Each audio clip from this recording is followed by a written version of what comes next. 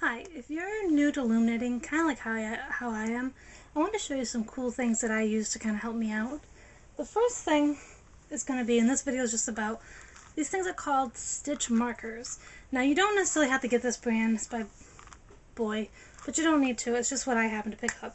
And what's cool about these, I'm going to show you a couple here, oops, is they're simply just little rings. I don't know if you can see that very well. And they attach, so they come apart, and then you would just stick them together because there's a little tiny nub thing that they stick on. What's cool about these is if you're like me and you forget which peg you want to knit, what pegs did you want to purl, these are cool because you just simply slide them on where you want them to be.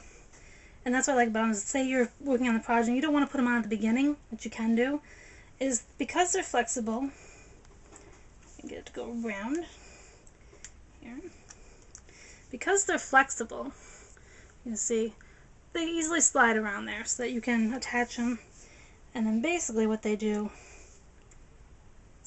is they mark for you, because like I said, the little guys right here, I don't know if you can see them, they will mark for you what you want to do. So if I was knitting and I saw one of these, I'd be like, oh yeah, I want to purl that one to create a different effect in my project.